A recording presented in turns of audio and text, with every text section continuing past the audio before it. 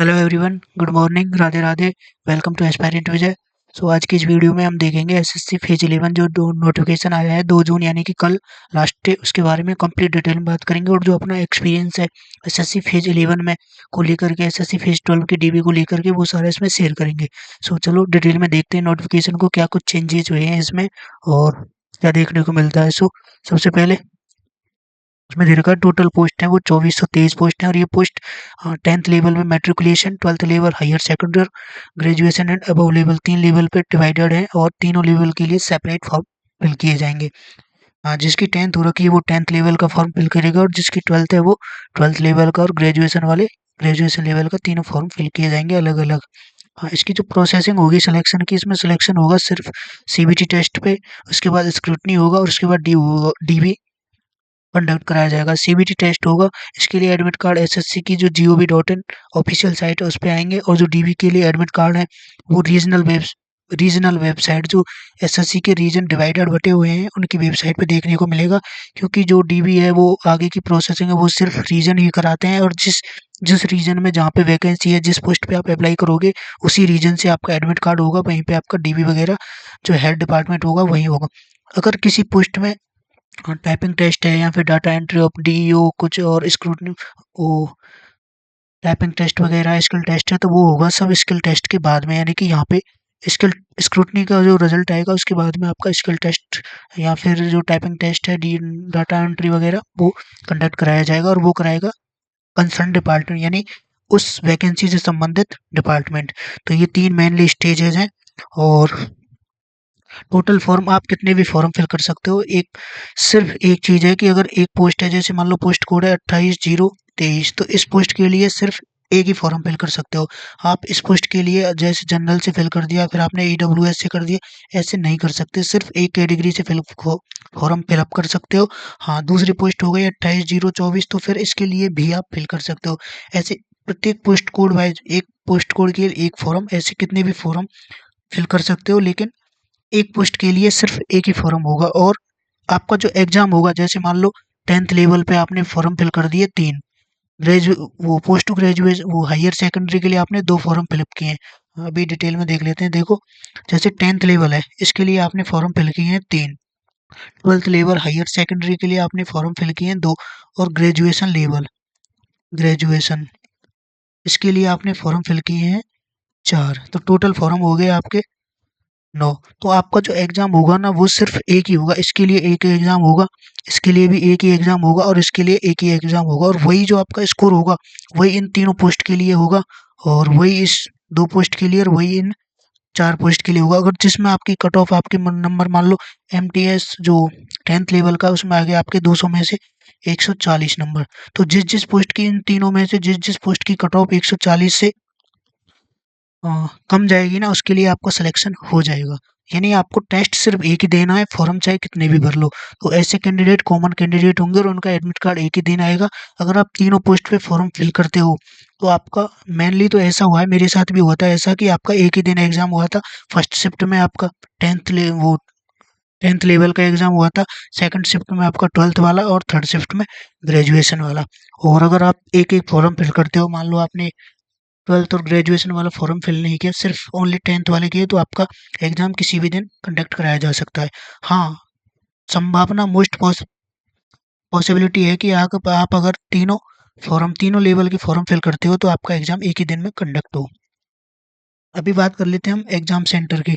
Exam centre 3 choice होंगी, और तीनों में से आपको रीजन वाइज, जैसे मान लो एक रीजन है सीआर रीजन, सेंट्रल रीजन, और एक हो गया एनआर रीजन। अगर आपने पहला जो फर्स्ट चॉइस है वो इसमें से फिल कर दी, तो बाकी दोनों चॉइस इसी में से फिल की जाएंगी, आप बदल नहीं सकते। और एक फॉर्म में आपने फिल किया 10th लेवल का, उसमें आपने एग्जाम सेंटर दे दिया ये, उसके बाद आपने 12th लेवल का फिल किया, तो उसमें आप इसको नहीं दे सकते, आपका एग्जाम सेंटर यही माना जाएगा। ठीक है, यहाँ तक की प्रोसेसिंग हो गई। और पहले जो स्क्रूटनी होती थी उसके लिए जो डॉक्यूमेंट सेंड करते थे वो स्पीड पोस्ट द्वारा करते थे, सेपरेट फोटोकॉपी करके उनको अटेस्टेड अपने साइन करके। अभी फ़िलहाल में लास्ट ईयर से थोड़ा चेंजेज हो गया है, सिर्फ ऑनलाइन अपलोड करते हैं, वो सब बाद में हम डिटेल में बात कर लेंगे। लेट्स स्टार्ट, अभी चलते हैं नोटिफिकेशन के ऊपर और देखते हैं उसमें क्या कुछ नए बदलाव हुए हैं।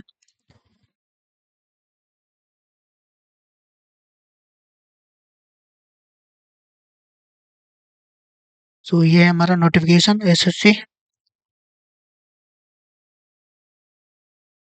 Phase 13 2025 selection post. इसमें जो डेट है ऑनलाइन फॉर्म की वो है 2 जून से लेकर के 23 जून तक। इसको अच्छे से ध्यान में रखना। आप भी मेरे हिसाब से 20 जून के बाद आपको रहना ही नहीं चाहिए। 20 जून तक आपको कंप्लीट अपना फॉर्म फिल कर देना चाहिए और सबसे अच्छा रहेगा 15 जून के आसपास फिल कर लो, क्योंकि 9 जून से सीजीएल के फॉर्म स्टार्ट हो रहे हैं तो फिर server most probably server down हो सकता है। लास्ट डेट है ऑनलाइन एप्लीकेशन 23/6/25। फीस आप 24 तारीख यानी एक दिन बाद तक भी फीस जमा करा सकते हो। और विंडो है फॉर एप्लीकेशन फॉर्म करेक्शन कर सकते हो आप 28 जून से 30 जून तक। 3 दिन आपके लिए फॉर्म को करेक्शन के लिए दिए जाएंगे और जो एग्जाम है वो कंडक्ट कराया जाएगा 24 जुलाई से 4 अगस्त के बीच में। अगर किसी को फॉर्म भरने में या OTR वन टाइम रजिस्ट्रेशन से संबंधित कोई भी प्रॉब्लम आ रही है तो वो इस नंबर पे कांटेक्ट कर सकते हैं। नेक्स्ट है, ये कुछ इंस्ट्रक्शन दे रखे हैं। गवर्नमेंट स्ट्राइव ये फीमेल के लिए है कि उन्हें पार्टिसिपेट करना चाहिए, फॉर्म भरना चाहिए। इसमें दे रखा है ऑनलाइन फॉर्म से संबंधित। हम मेन पॉइंट पे बात करेंगे, अदरवाइज वीडियो बहुत लंबी हो जाएगी। जो भी मेन इंपॉर्टेंट पॉइंट्स हैं और कोई भी पॉइंट अगर छूट जाता है तो मैं उसको कमेंट कर दूंगा या फिर टेलीग्राम से आप देख सकते हो।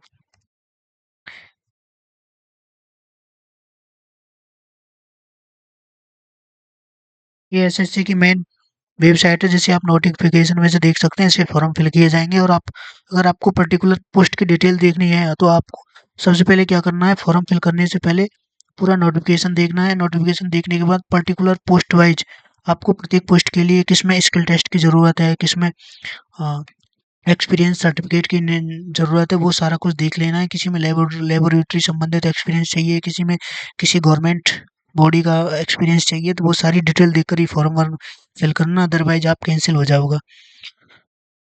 और जो वैकेंसी है वो टेंटेटिव है, कभी भी चेंज हो सकती हैं, बढ़ सकती हैं, उन्हें उनमें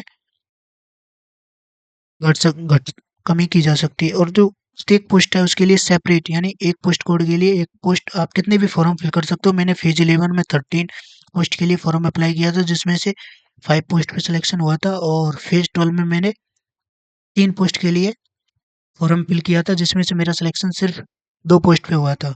तो ऐसे आप कितने भी पोस्ट कर सकते हो और जो जनरल कैटेगरी है उसके लिए अलग से फीस लगेगी प्रत्येक पोस्ट के लिए। नेक्स्ट है, ये है reservation fee concession age relaxation and reservation. ये जो कैटेगरी वाइज दिया गया है, SC ST के लिए दिया गया है और OBC के लिए अलग से दिया गया है। और जो क्रूशियल डेट है OBC EWS OBC EWS और कोई भी अदर सर्टिफिकेट है जैसे एक्स सर्विसमैन हो गया, PW हो गया, उनके लिए जो क्रूशियल डेट रखी गई है वो रखी गई है 1 अगस्त 2025, 1/8/25। इससे पहले पहले होना चाहिए। NCL इस बार SSC ने बहुत ही अच्छा किया है। वो किया है कि अगर आपके पास OBC सर्टिफिकेट नहीं है 1/8/25 से पहले पहले तो आपको जनरल कैटेगरी में कंसिडर किया जाएगा। पहले सिर्फ कैंसिल किया जाता था, अभी सिर्फ जनरल कैटेगरी में कंसिडर किया जाएगा। EWS के लिए ये दे रखा 1/8/2025, ये क्रूशियल डेट है। हाँ, और ये SC ST ये मेन पॉइंट है। Crucial date for SC ST OBC EWS PWD ex serviceman status. Fees concession वगैरह कोई भी और कुछ रिजर्वेशन चाहिए उसके लिए आपके पास 1/8/25 से पहले का सर्टिफिकेट बना होना चाहिए।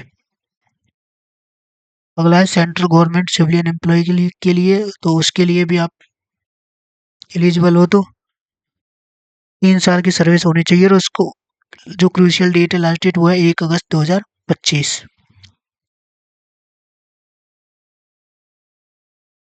नेक्स्ट पॉइंट है PWD कैंडिडेट्स के लिए। आप PW हैं तो इसका नोटिफिकेशन यहाँ से पॉइंट नंबर 4 है, इसको पढ़ लेना, इजीली समझ में आ जाएगा।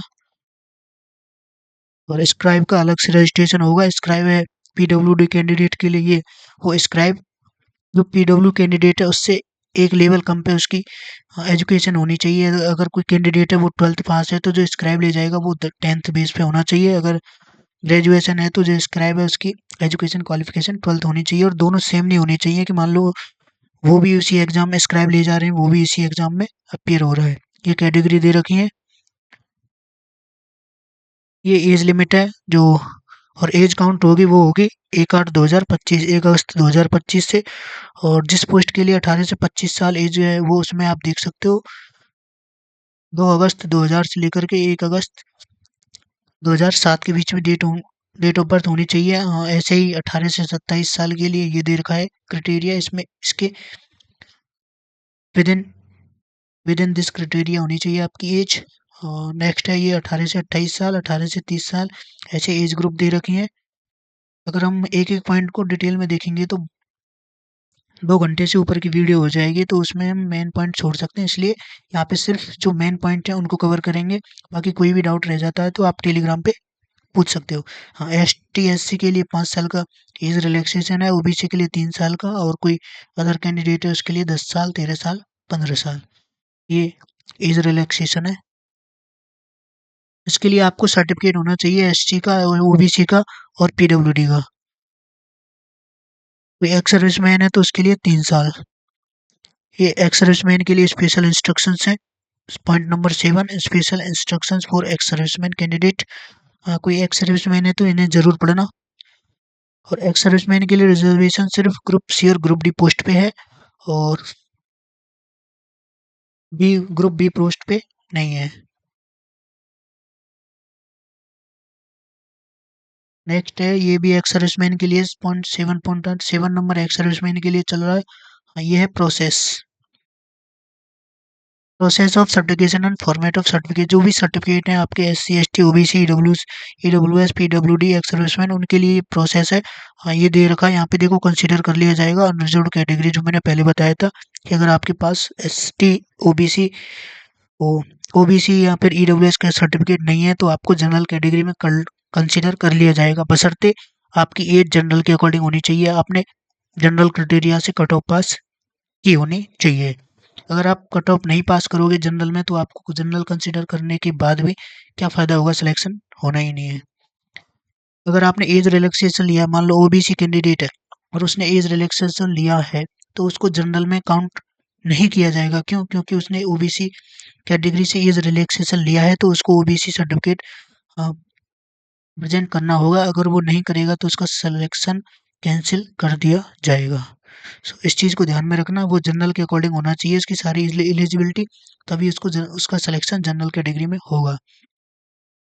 पॉइंट नंबर 8.3 इसमें दे रखा है, ये क्रूशियल डेट 8 सभी जो भी ये सर्टिफिकेट हैं SC ST OBC EWS PWD, उनके लिए क्रूशियल डेट है वो है 1 अगस्त 2025। जो और जो EWS सर्टिफिकेट है वो बनेगा तो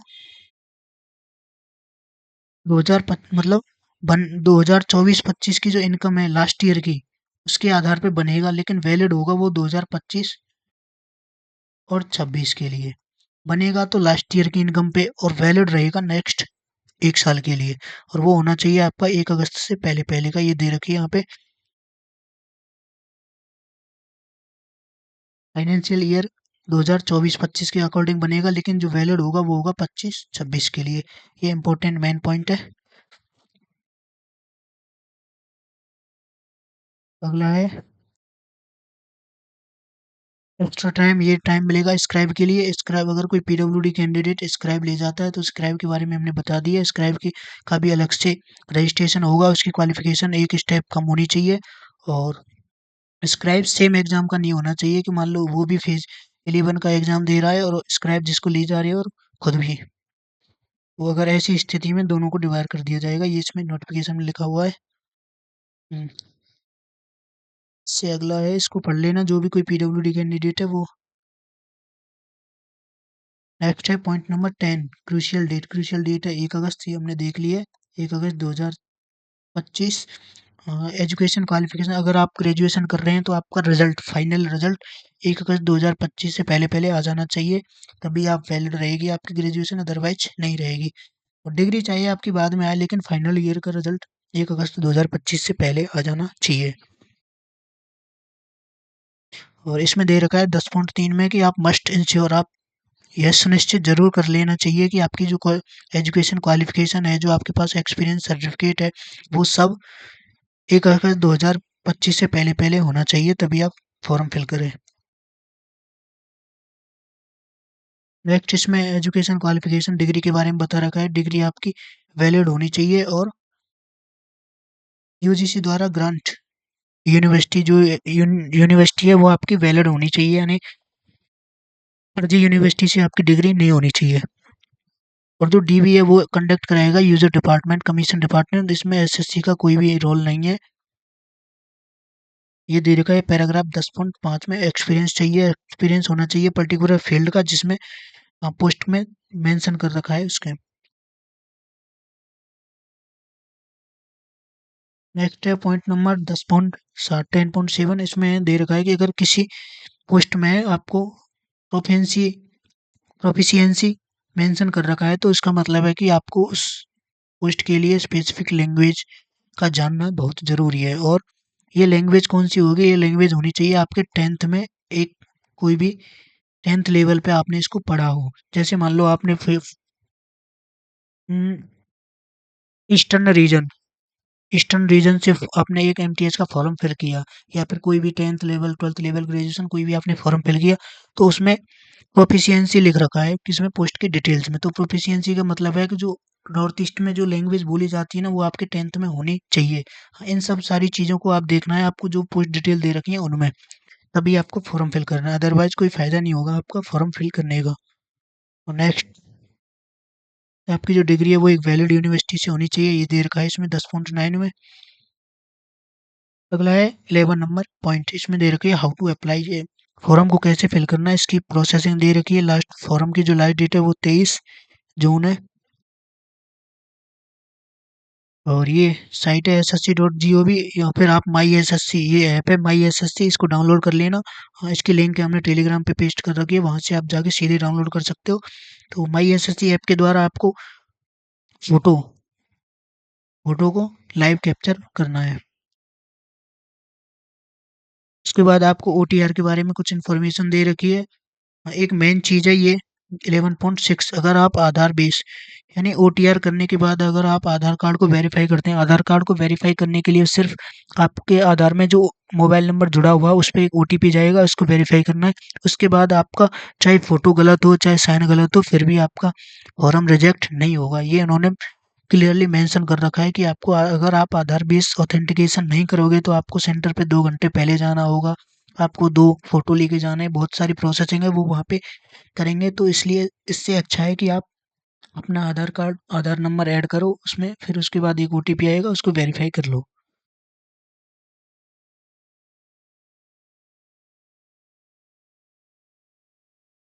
ये इसमें जो लाइव फोटो कैप्चर होगा 11.7, वो जो भी लाइव फोटो कैप्चर करना है माई एस एस सी ऐप से उसके बारे में इंफॉर्मेशन दे रखी है कि आपको एक ऐसा प्लेस ढूंढना है रूम के अंदर जिसपे अच्छी लाइटिंग आ रही हो, उसका बैकग्राउंड प्लेन हो, भद्दा बैकग्राउंड नहीं हो उसका। और ये सुनिश्चित करें कि जो आई मोबाइल का कैमरा है वो आई लेवल पे होना चाहिए, और जो पोजीशन है वो फेस की वो सीधी लुकिंग स्ट्रेट फॉरवर्ड से यानी सीधी होनी चाहिए। उस जो फोटो में आपके दोनों ईयर दिख रहे हों, और आपने कैप नहीं लगा रखी हो, आपने बी स्पेक्टिकल्स चश्मे नहीं पहन रखा हो, ये चीज़ ध्यान कर लेना। और अगर आपने आधार कार्ड बेस्ड ऑथेंटिकेशन प्रोसेस कर रखी है तो आपका फॉर्म रिजेक्ट नहीं होगा, चाहे आपका फोटो सही हो उसमें या फिर नहीं हो, ये यहाँ पे क्लियरली मेंशन कर रखा है। अगला पॉइंट ये दे रखा है 11.10 की आपके ब्लड सिग्नेचर स्पष्ट होने चाहिए, क्लियर होने चाहिए, ब्लर नहीं होने चाहिए, यानी धुंधले सिग्नेचर नहीं होने चाहिए। आपको साफ सुथरे सिग्नेचर अपने अपलोड करने हैं। और अगर आपने आधार बेस ऑथेंटिकेशन कर रखी है तो आपका फॉर्म रिजेक्ट नहीं होगा, ये यहाँ पे भी मेंशन कर रखा है। इट इज़ मस्ट इम्पोर्टेंट कि आपको आधार बेस ऑथेंटिकेशन कर लेना चाहिए।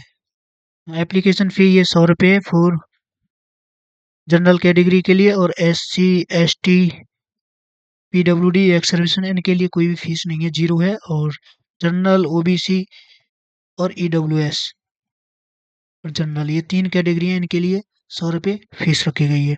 फीमेल के लिए कोई पोस्ट नहीं है, और 24/6/25 तक आप फीस जमा कर सकते हो विद इन टाइम में। और जो एक बार फीस पे कर दोगे वो आपको किसी भी परिस्थिति में रिटर्न नहीं होगी। नहीं, अगर आप फीस नहीं करते हैं तो आपको जो एप्लीकेशन फॉर्म है उसके उसके ऊपर इनकम्प्लीट लिखा जाएगा और फीस पे करने के बाद फॉर्म कंप्लीट माना जाएगा। अगर आप फीस पे नहीं करोगे तो आपका फॉर्म एक्सेप्टेड नहीं माना जाएगा, ये इन्होंने क्लियरली दे रखा है। और जो फॉर्म है एप्लीकेशन, उसको हम एडिट करने की डेट दे रखी है, वो है 28 से लेकर 30, 28 से 30 के बीच आप फॉर्म को एडिट कर सकते हो। 3 दिन का टाइम है, और जिसमें पहली बार एडिट करने पे 200 रुपये और दूसरी बार कुछ भी चेंज करोगे आप तो 500 रुपये फीस लगेगी। अगर आप एडिट करने के बाद फीस पे नहीं करोगे तो भी आपका फीस वो फॉर्म में जो पहले वाला है रॉन्ग वही मान लिया जाएगा। ये छोटी-छोटी चीज़ें हैं, इनको ध्यान में रखना है। कुछ चीज़ें होती ऐसी होती हैं जो खुद से भी पढ़नी चाहिए। हाँ, खुद से ध्यान में रखनी चाहिए। आप फॉर्म ई-मित्र से भरवाओ या फिर खुद भरो, लेकिन बहुत सारी चीज़ें जो आपको उस टाइम पे ध्यान में रखनी चाहिए। ये एग्ज़ामिनेशन सेंटर है जहाँ पे सेंटर रीजन वाइज़ जहाँ पे आपके एग्ज़ाम लगेंगे। जैसे ये हो गया सीआर रीजन, तो सीआर रीजन में ये एग्ज़ाम सेंटर है। इनमें से आपको कोई भी 3 चॉइस फिल करनी है। ईआर रीजन हो गया सेकंड, तो इसमें से देख सकते हैं आपको कौन-कौन से एग्ज़ाम सेंटर पहले नंबर पे अपनी लोकेलिटी की प्रायोरिटी के आधार पे रखने हैं। ये थर्ड हो गया। केकेआर रीजन फर्स्ट है। सीआर रीजन ये हो गया। ईआर रीजन ये हो गया। केकेआर रीजन केरल कर्नाटका ये हो गया। MP Madhya Pradesh Chhattisgarh reason. Next है नॉर्थर्न रीजन, ये हो गया नॉर्थर्न रीजन। ये हो गया एनआर रीजन। दिल्ली उत्तराखंड ये हो गया। NWR north west region. और अगला है एसआर रीजन और डब्ल्यूआर रीजन। 14.2 पैराग्राफ 14.2 इसमें दे रखा है कि आपको 3 सेंटर चॉइस फिल करनी है, और सिर्फ किसी भी एक रीजन में से अगर मान लो आपने एक रीजन में से एक सेंटर फिल कर दिया तो आपको अदर 2 सेंटर भी उसी रीजन के फिल करने पड़ेंगे, बाकी ऑप्शन गायब हो जाएंगे। ये चीज़ें ध्यान रखने की हैं। और प्रेफरेंस अपनी एग्जामिनेशन प्रेफरेंस है वो पोस्ट कोड वाइज अलग अलग नहीं होंगे, सभी के लिए एक ही जगह माना जाएगा, ये ध्यान में रख लेना। नेक्स्ट है स्कीम ऑफ एग्जामिनेशन, ये एग्जामिनेशन स्कीम है। एग्जाम होगा ये 25 क्वेश्चन रीजनिंग के, 25 जीके के, 25 क्वेश्चन मैथ के और 25 इंग्लिश के, और 200 मार्क्स। 200 नंबर का आपका पेपर होगा, उसमें से 0.50 मार्क्स की आपकी नेगेटिव मार्किंग होगी।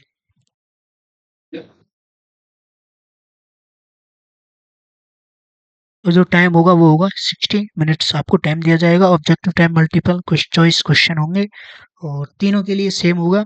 बस यही क्वेश्चन यही पैटर्न होगा 10th के लिए, यही होगा हायर सेकेंडरी लेवल और ग्रेजुएशन एंड अबव लेवल के लिए भी यही होगा। बस थोड़ा क्वेश्चन का पैटर्न वो लेवल चेंज हो सकता है। जो क्वेश्चन पेपर है वो हिंदी और इंग्लिश दो ही लैंग्वेज में होगा, बाकी किसी लैंग्वेज में नहीं होगा। उसके बाद जो टाइपिंग टेस्ट है, डाटा एंट्री टेस्ट है, कंप्यूटर प्रोफिशिएंसी टेस्ट है, वो सब क्वालिफाइंग नेचर का होगा, उसका मार्क्स ऐड नहीं होगा। हाँ, वो सिर्फ आपको क्वालिफाई करना है, जो भी क्राइटेरिया होगा वो स्पेसिफिक पोस्ट कोड में दे रखा होगा। और उसके बाद आंसर की आएगी, ये दे रखा है आंसर की में आप 100 रुपये पर क्वेश्चन के हिसाब से आप आपत्ति दर्ज कर सकते हो। इसके बाद 15.8 में सिलेबस दे रखा है, मेट्रिकुलेशन लेवल का सिलेबस है ये। यहाँ से देख सकते हो सिलेबस में ज़्यादा कुछ बदलाव नहीं है, बस मैट्रिकुलेशन में कुछ कम पॉइंट है। ये मैट्रिकुलेशन लेवल में रीजनिंग का हो गया, ये जीके का हो गया, ये मैथ का हो गया, ये इंग्लिश का हो गया। अगर आपको सिलेबस देखना है तो वीडियो को पॉज करके यहाँ से देख सकते हो। उसके बाद है 15.8.2 में हायर सेकेंडरी लेवल, ये हायर सेकेंडरी लेवल का सिलेबस है।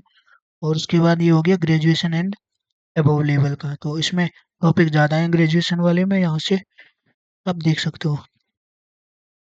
उसके बाद है एडमिशन टू एग्जामिनेशन, एग्जामिनेशन में आपका जो एडमिट कार्ड है वो ना तो जीमेल पे आएगा ना ही पोस्ट ऑफिस, ये दे रखी है इसमें डिटेल। बाकी कुछ ज़्यादा नहीं है इसमें। ये दे रखा ना तो पोस्ट ऑफिस से आएगा ना जीमेल पे आएगा, सिर्फ आपको एसएससी की वेबसाइट से डाउनलोड करना है। और जो डीवी का एडमिट कार्ड है वो रीजनल वेबसाइट जो अभी रीजन बताए थे 9 हमने, उनकी ऑफिशियल वेबसाइट पे आएगा। उसके बाद नेक्स्ट है टाइम टेबल 16.5। टाइम टेबल यानी जो एग्जामिनेशन सिटी और सेंटर है वो आपका 10 दिन पहले आएगा, और एडमिट कार्ड है वो 2 से 3 दिन पहले जारी किया जाएगा। यानी जो आपकी एग्ज़ाम डेट और सिटी है वो तो 10 दिन पहले आएगी, और जो एडमिट कार्ड है वो 2 से, जो भी एग्ज़ाम डेट होगी आपकी उससे 2 से 3 दिन पहले जारी किया जाएगा। इसमें आपके डॉक्यूमेंट्स हैं कि ये होना चाहिए, अगर आपके पास आधार कार्ड, जो एक वैलिड फ़ोटो आईडी है, उसमें आधार कार्ड चलेगा, प्रिंट आउट ऑफ ई आधार हो या फिर वोटर आईडी कार्ड हो, ड्राइविंग लाइसेंस हो, पैन कार्ड हो, पासपोर्ट हो, आईडी को स्कूल कॉलेज द्वारा इश्यू आईडी हो, एक्स सर्विसमैन, ये भी जो भी ये दे रखे हैं इनमें से कोई भी एक आपके पास वैलिड फ़ोटो आईडी प्रूफ होना चाहिए।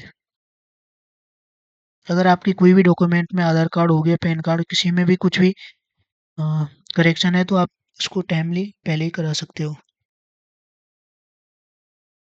नेक्स्ट है डॉक्यूमेंट वेरिफिकेशन। डॉक्यूमेंट वेरिफिकेशन ये मैंने बताया था, document verification concern department organization कराएगा, और इसका जो एडमिट कार्ड है वो रीजनल वेबसाइट, जो नो रीजन थे वो उनकी रीजनल वेबसाइट पे आएगा, और डीबी स्क्रूटनी के रिजल्ट के बाद में आएगा। स्क्रूटनी में जो भी डॉक्यूमेंट आप अपलोड करोगे उसके आधार पे आपका रिजल्ट आएगा डीवी के लिए, डॉक्यूमेंट वेरिफिकेशन के लिए। तो जो डॉक्यूमेंट वेरिफिकेशन के टाइम पे आपको डॉक्यूमेंट होने चाहिए वो है 17.4, इसमें दे रखी है कि आपके पास कौन-कौन से डॉक्यूमेंट होने चाहिए। अगर आपने 10th लेवल का भरा है तो 10th लेवल का, और 10th से ऊपर अगर 12th भरा है या फिर ग्रेजुएशन भरा है तो फिर ये सारे होने चाहिए, 10th भी होना चाहिए। इस वाले में 10th वाले में इनकी कोई ज़रूरत नहीं है। मान लो 12th वाला है तो इसमें ग्रेजुएशन की ज़रूरत नहीं होगी।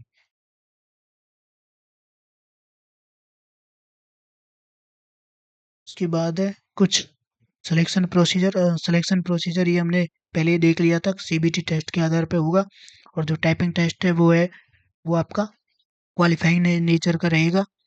और जो ज़्यादातर क्वेश्चन आता है कि एक वैकेंसी, ये मेन पॉइंट है, इसको यहाँ से आप ध्यान में देख रख लगना, इसको याद रखना कि अगर आप किसी भी पोस्ट में 5 से कम वैकेंसी है, मान लो 2 वैकेंसी है, तो जो उसके लिए कैंडिडेट बुलाएँगे ना वो 1 वैकेंसी का 3 गुना 30, 1 वैकेंसी पे 30 कैंडिडेट को बुलाएँगे नहीं, 2 वैकेंसी पे 60 कैंडिडेट को पास करेंगे। और अगर वैकेंसी 5 से ज़्यादा है तो 1 वैकेंसी पे 15, मान लो 8 वैकेंसी है 5 से ज़्यादा तो 1 वैकेंसी पे 15, 15 गुना, और यहाँ पे 30 गुना कैंडिडेट को बुलाएँगे 1 वैकेंसी के लिए। तो 8 वैकेंसी के लिए 120, 120 ना बुला के मिनिमम कितना हो गया 150, तो वो 150 कैंडिडेट पास करेंगे, इस चीज़ को ध्यान में रखना। यहाँ पे डीबी और जो अदर प्रोसेसिंग होती है स्क्रूटनी वगैरह, उसके लिए दोगुने कैंडिडेट नहीं बल्कि 30 गुने और 15 गुने कैंडिडेट्स को बुलाया जाता है। अगला दे रखा है कि डीबी है वो ये जो डिपार्टमेंट कंडक्ट कराएगा।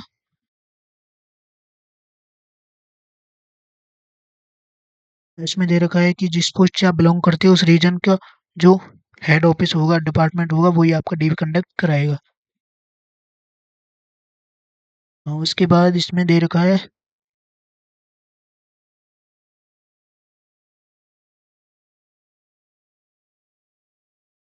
एक ये 19.14 रिजर्व लिस्ट। हाँ, इसमें एक रिजर्व वेटिंग लिस्ट कम प्रिपेयर की जाएगी। अगर मान लो 10 वैकेंसी है, उन्होंने कैंडिडेट बुलाए 10 का 15 गुना 150, तो उसमें से डीबी कराने पहुंचते हैं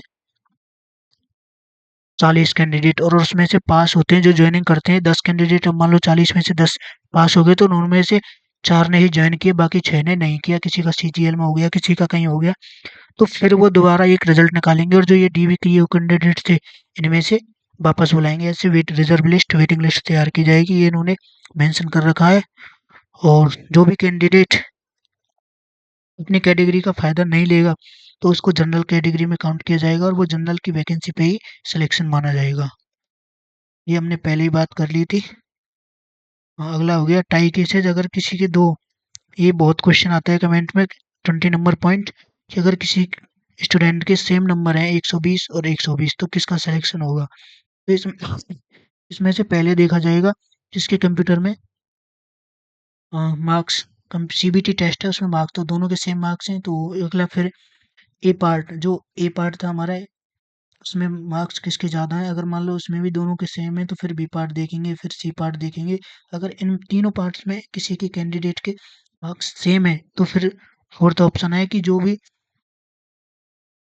जिसकी भी डेट ऑफ बर्थ अधिक होगी यानी जो ओल्डर होगा यानी सीनियर को प्रायोरिटी दी जाएगी। मान लो जिसकी डेट ऑफ बर्थ ज़्यादा है तो उसको पहले नंबर पे प्रायोरिटी दे के सिलेक्शन होगा। और ये कुछ पॉइंट नंबर 21 में एप्लीकेशन के आपके रिजेक्शन के रीज़न दे रखे हैं, जैसे इनकम्प्लीट फॉर्म है तो आपका कैंसिल हो जाएगा, एनी वेरिएशन सिग्नेचर आपके अलग अलग किए हैं तो भी आपका फॉर्म कैंसिल हो जाएगा, आपने फीस पेमेंट नहीं की है। ये कुछ इंस्ट्रक्शन दे रखे हैं कि आपका फॉर्म कब कब कैंसिल होगा। आप देख सकते हो यहाँ से। आपकी अगर ये ग्रेजुएशन वगैरह जो भी एजुकेशन क्वालिफिकेशन है वो 1 अगस्त से पहले की नहीं है तो आपका फॉर्म कैंसिल होगा। उसके बाद आपको कुछ ये इंस्ट्रक्शंस दे रखे हैं कि आप अगर कोई भी एग्ज़ाम में गड़बड़ी करते हो, वहाँ पे अगर शैतानी करते हो, मिसबिहेव करते हो तो आपका जो डिपार्टमेंट है एसएससी वो आपके खिलाफ ये एक्शन लेगी, वो यहाँ पे दे रखा है पॉइंट नंबर 22 में। हाँ, इनको पढ़ो तो पढ़ लेना, नहीं तो रहने देना इनको। उसके बाद है पॉइंट नंबर 23, ये कमीशन है जो एसएससी डिपार्टमेंट है उसका जो फाइनल डिसीजन है वही फाइनल रहेगा। ये इंपॉर्टेंट इंस्ट्रक्शंस हैं जो भी आपको होने चाहिए। आपको कैसे प्रोसेस करनी है, कैसे फॉर्म भरना है, ओटीआर कैसे करना है, ये इंस्ट्रक्शंस दे रखे हैं।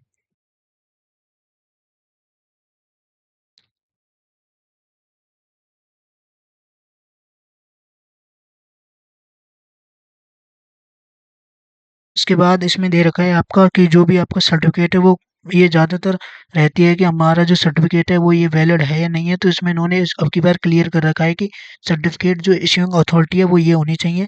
हाँ, जैसे एससी एसटी है तो वो इनमें से इतने सारे दे रखे हैं, इनमें से कोई भी अथॉरिटी ने आपका सर्टिफिकेट इश्यू किया है तो वो वैलिड है। जैसे ईडब्ल्यूएस हो गया, कहाँ है सबसे ज़्यादा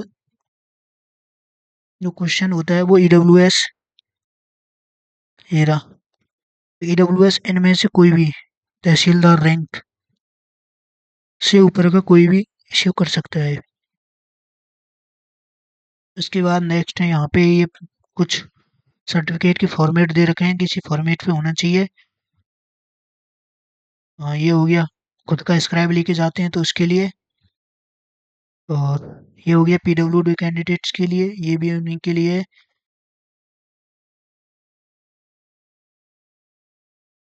तो ये हो गया ऑनलाइन फॉर्म फिल करने का प्रोसीजर जो है, इसको यहाँ से देख लेना एक बार, इसमें आपको पॉइंट नंबर समझ में आ जाएंगे कि इसमें क्या फिल करना है। ये ऑनलाइन फॉर्म का प्रोसीजर है, ये आपको स्क्रीन पे दिखेगा, वो ओटीआर करना है पहले।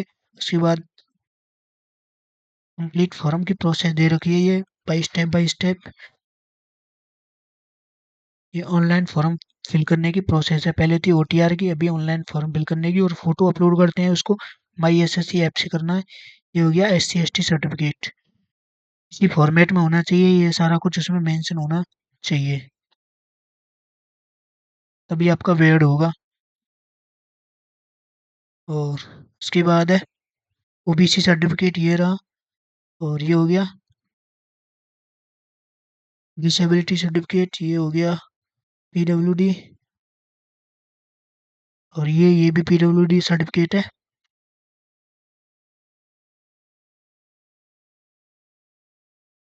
ये एक्स सर्विसमैन सर्टिफिकेट है, एज रिलैक्सेशन के लिए। ये सेंट्रल गवर्नमेंट सिविलियन एम्प्लॉय इसके लिए। और ये हो गया ईडब्ल्यूएस सर्टिफिकेट, यहाँ से देख सकते हो आप, ये हो गया ईडब्ल्यूएस कैटेगरी के लिए सर्टिफिकेट। ये आपको फोटो अपलोड करना है, ऐसा होना चाहिए फोटो, और इनमें से एक भी नहीं होना चाहिए एक भी तरह का।